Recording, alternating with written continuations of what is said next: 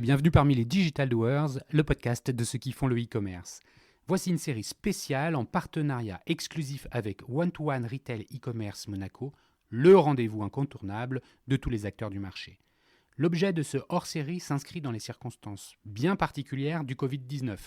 L'idée est de donner la parole aux retailers et aux fournisseurs de solutions pour les interroger sur l'impact business du coronavirus, ses conséquences en matière d'exécution des opérations et enfin ce que cette crise va probablement changer structurellement pour eux.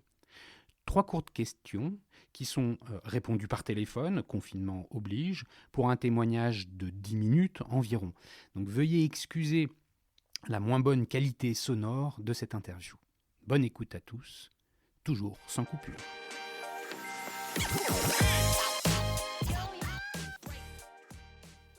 Bonjour, aujourd'hui nous recevons dans ce hors-série Hervé Fauvin, DG et actionnaire de Le Cab, un acteur majeur du VTC 100% français. Alors bonjour Hervé, pour Le Cab, même si on les imagine facilement, peux-tu nous préciser un peu les impacts business qu'a la crise actuelle ?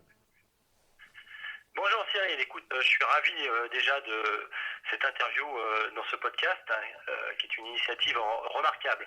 Merci. Écoute, dans l'industrie du VTC, on n'a pas échappé à une carte violente de business également, puisque c'est environ 90% de courses en moins sur une période similaire en temps normal. Donc aujourd'hui, ce sont plus désormais que quelques centaines de courses qui sont réalisées tous les jours chez nous. L'activité, elle reste soutenue néanmoins par les contrats que nous avons avec des grandes entreprises et des clients qui se déplacent pour se rendre sur leur lieu professionnel pour la plupart. On a par exemple un certain nombre de nos clients comme la SNCF où on transporte des agents, c'est également le cas avec Air France. Nous transportons également des techniciens et journalistes de BFM, de France Télévisions par exemple, ou encore des personnels soignants. D'ailleurs, nous avons lancé récemment une opération Le Cab en blanc et j'invite tous les auditeurs à participer à cette cagnotte puisqu'il s'agit en effet d'une cagnotte litchi que nous avons décidé de lancer à l'initiative d'une influenceuse. Et donc pour cela, nous avons décidé de financer le démarrage de cette cagnotte et de reverser l'intégralité de la commission habituelle qui est prise par les plateformes de VTC, on le sait, dans cette cagnotte. Et donc l'idée c'est tous les jours de transporter gratuitement, de prendre en charge gratuitement des personnels soignants qui se rendent dans les hôpitaux. Alors pour le moment parisiens, cette cagnotte a été lancée la semaine dernière. On a ouvert 24 hôpitaux, centres de soins parisiens et donc on a transporté à jour quasiment 700 personnels soignants grâce à la contribution de chacun. C'est une super initiative, bravo, faut la relayer effectivement, Le Cab en blanc, hein, c'est comme ça qu'on peut la trouver. Exactement, ça s'appelle Le Cab en blanc. Pour celles et ceux qui veulent retrouver cette campagne rapidement, je les invite à aller soit sur mon LinkedIn où j'ai mis un lien sur cette cagnotte, soit j'imagine en tapant directement dans Litchi le Cab en un seul mot, L-E-C-A-B et plus loin en blanc et retrouveront toutes les modalités. On a des gens qui participent, qui mettent 5 euros, d'autres qui sont beaucoup plus généreux. Nous avons mis 5 000 euros pour lancer cette cagnotte et comme je te le dis, on transporte tous les jours ces personnels soignants. Bon, super initiative, le relais est fait, j'espère que ça va contribuer à la récolte des sommes nécessaires. Tu parlais de Paris.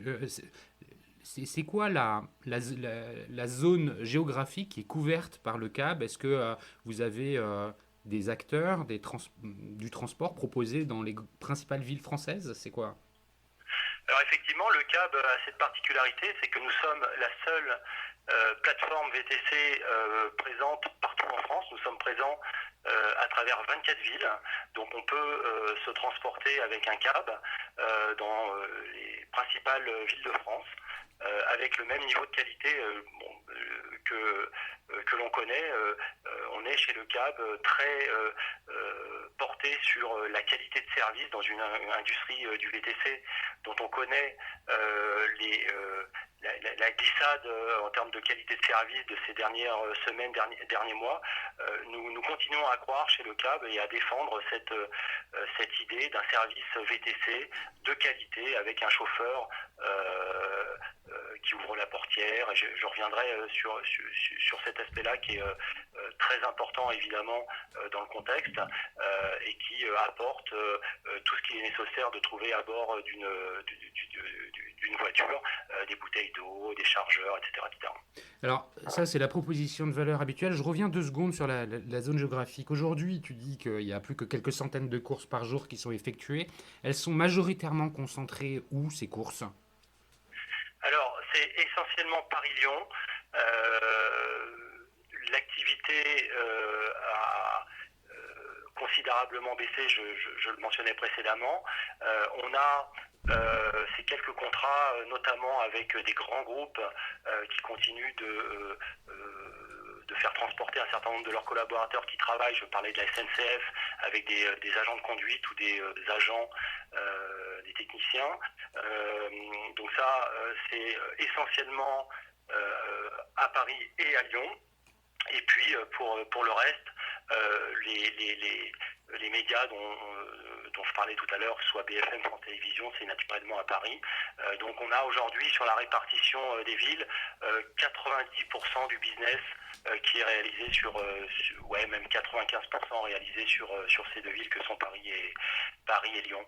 Quelques courses sont distillées dans le sud de la France, dans le nord, parce que il y a des agents de conduite ou justement du personnel navigant au sol de Air France que nous continuons à transporter, mais la majeure partie de l'activité reste à Paris. Oui. Alors justement, en termes d'organisation, un VTC, c'est en fait un service de VTC, c'est un nombre important de chauffeurs disponibles dans une agglomération. Alors là, tu nous dis qu'il y en a 24 qui sont couvertes sur le territoire français. Ces chauffeurs aujourd'hui qui sont pour la grande majorité des auto-entrepreneurs, hein, si je ne me trompe pas, comment ça se passe avec eux ? Parce que je pense que c'est un aspect important de maintenir la relation. Ils n'ont plus de business, la plateforme leur fournit plus de business. Comment ça se passe ? Comment vous faites ? Alors écoute, évidemment, on a dû s'organiser de manière différente. D'une manière générale, le soutien opérationnel et logistique aux chauffeurs reste maintenu avec un support 24/7 qui est disponible par téléphone.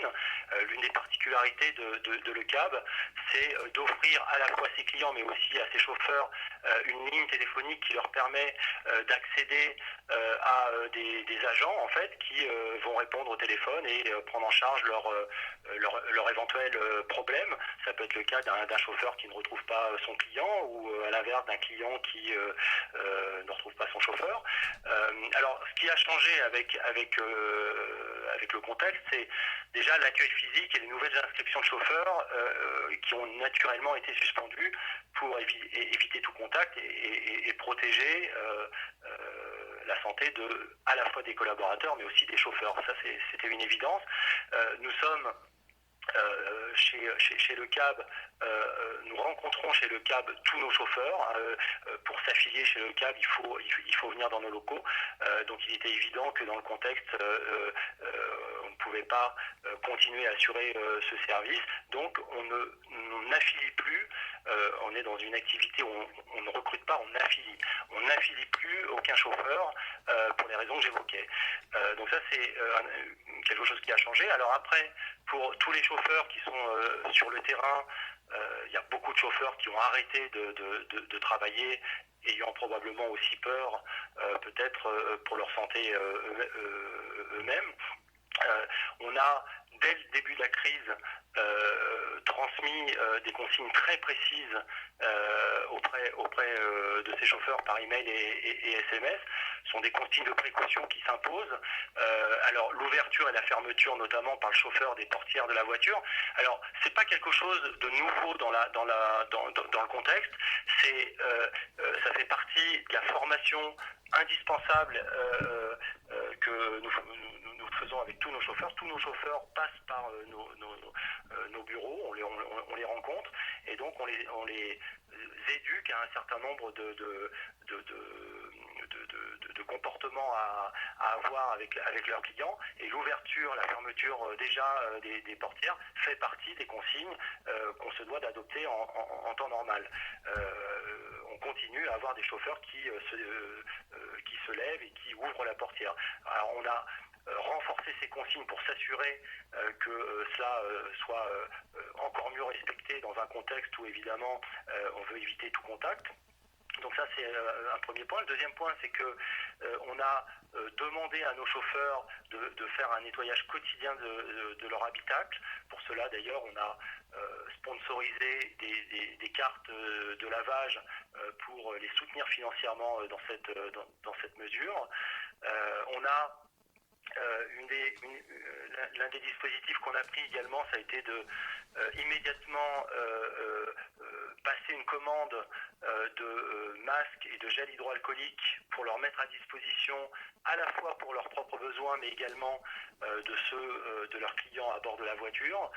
Malheureusement, ces commandes qui ont été prises très tôt, passées très tôt, quasiment au tout début du confinement, là, 15 mars, ont été annulés par les différents fournisseurs qu'on a pu trouver, qui ont privilégié en fait, qui ont priorisé en fait les commandes d'acteurs plus critiques. Voilà. Donc on n'a pas été en mesure de mettre à disposition. On a encore confiance de pouvoir trouver ces masques et ces gels hydroalcooliques. On ne s'est pas résigné à ne pas mettre à disposition ça, mais en tout cas, on avait imaginé faire ça dès le départ. Mais alors justement, c'est une parfaite transition vers la question suivante. On voit bien l'ensemble des dispositifs que le CAB essaye de mettre en place dans le cadre des gestes barrières, de la protection des chauffeurs et de vos clients. Demain, on sort de la crise. Petit à petit, il va y avoir une reprise de l'activité, une reprise des courses. Qu'est-ce que tu envisages qui va rester assez durablement de cette nouvelle tendance par rapport à des peurs sanitaires? Est-ce que quelque part, on va pérenniser, je ne sais pas, le port du masque ou désinfecter la voiture, ou le gel hydroalcoolique dans la voiture par la suite? Écoute, tout ça c'est difficile à savoir. Ce que je crois quand même, c'est que dans le contexte, alors il est vrai que la promesse de Le CAB, c'est d'assurer la meilleure expérience utilisateur, et que pour cela, on a toujours porté une attention particulière. D'ailleurs, c'est l'une des valeurs fondatrices de Le CAB. Le A de Le CAB, c'est le A pour attention portée, et l'attention notamment qu'on porte à nos chauffeurs, à nos clients, que l'attention que portent nos chauffeurs à nos clients, et notamment l'attention portée à la propreté des véhicules.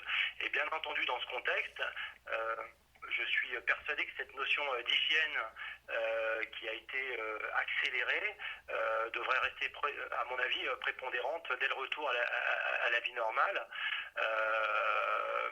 Et je pense que cette crise va susciter une prise de conscience très forte sur cet intérêt de peut-être faire davantage attention aux autres. J'ai vécu en Asie. En Asie, les gens sont, dès qu'ils sont malades, ils ont l'habitude de porter des masques. Je crois que cette bonne pratique de se protéger et en se protégeant de protéger les autres, et j'espère va perdurer comme le font nos amis asiatiques. quand je parle, juste pour revenir à nos chauffeurs, ce que je voulais quand même aussi préciser, c'est que évidemment, ces chauffeurs sont sur le terrain au quotidien, et je trouve remarquable que ces chauffeurs continuent, pas tous, hein, je l'ai précisé tout à l'heure, mais une bonne partie de ces chauffeurs continuent à exercer, et je crois qu'on peut saluer le dévouement important dont ils font preuve.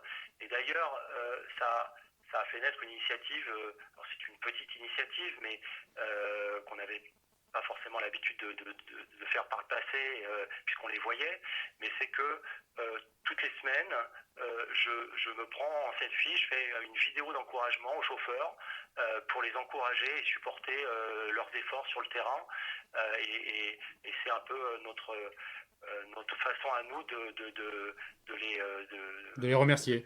De les remercier. Voilà, c'est ça que je trouve intéressant.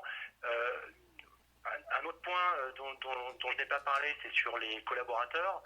C'est que, un peu de la même manière, c'est qu'on a introduit tous les matins un 9 o'clock qui est un café virtuel en fait, et j'ai invité tous les collaborateurs qui, certains sont en chômage partiel, parce qu'évidemment on a malheureusement dû recourir aussi à cette mesure de chômage partiel compte tenu de la dégradation très significative de l'activité, et pour maintenir la vie dans l'entreprise dans le contexte très particulier, eh bien tous les matins à 9h, et de 9h à 9h15, je prends mon café avec les collaborateurs, chacun étant évidemment confiné chez eux, et chacun partage son confinement en toute amitié.